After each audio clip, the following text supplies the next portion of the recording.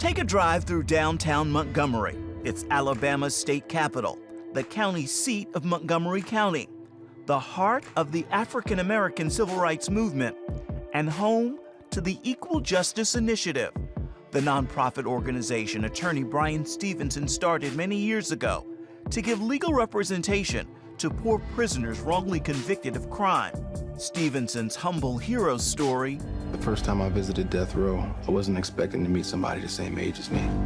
From a neighborhood just like ours. Could have been me, Mama. But what you're doing is gonna make a lot of people upset. Is now a major motion picture starring Michael B. Jordan as Stevenson and Jamie Foxx as one of his real-life clients on death row. Your life is still meaningful, and I'm gonna do everything possible to keep them from taking it. You don't know what you're into down here in Alabama when you're guilty from the moment you're born. God. Mr. McMillian.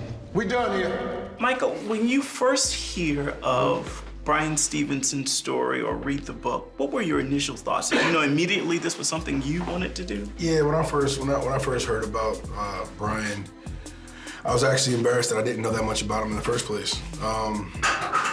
But as soon as I got educated on him, you know, listening to his TED Talk and reading his memoir, meeting him, getting to know him as a person, and the work that he's doing, I immediately knew it was something that I needed to be involved with, trying to figure out, you know, how to get it done, what people would be involved, you know, how to develop it. So it was a no-brainer for me.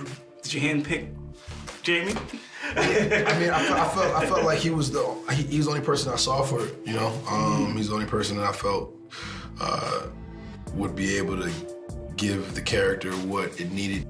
Having someone like Michael B. Jordan who's up for the task of doing something like Just Mercy, introducing us to Brian Stevenson, I think is the golden part of it.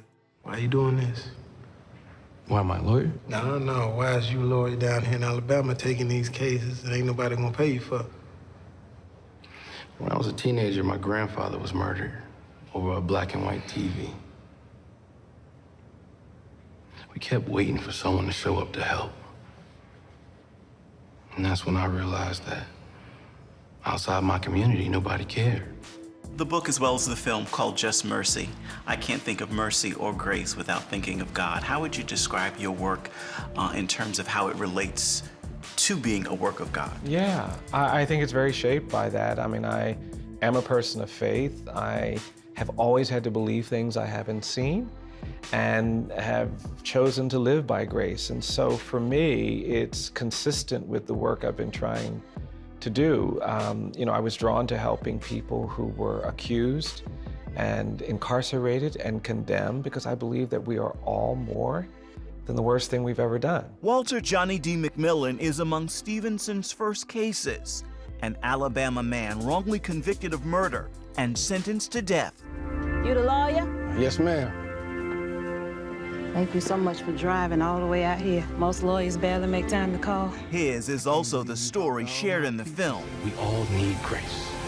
How did Walter McMillian's story and that case change you? That was very early in your career. Yeah. Well, one of the things it did for me is it made me appreciate how when we falsely accuse someone and convict them and condemn them, we don't just do it to them, we do it to whole families, whole communities. It was a community injury. You can buddy up with these white folks and make them laugh and try to make them like you, whatever that is, and you say yes sir, no ma'am, but when it's your turn, they ain't got to have no fingerprints, no evidence. And the only witness they got made the whole thing up. And none of that matter when all y'all think is I look like a man who could kill somebody. But that's not what I think. You play Walter McMillian. How easy or difficult was it for you to play the role of a man, black man, wrongly convicted of a crime and literally possibly being sentenced to die? I don't think any of that is easy.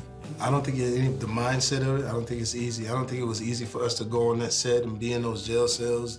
You know, as black men, you know, that's the place you never want to be. And I don't even visit people in jail. You know, I have a thing about seeing a perception of seeing my family members or people that I know in jail. So that was a tough day.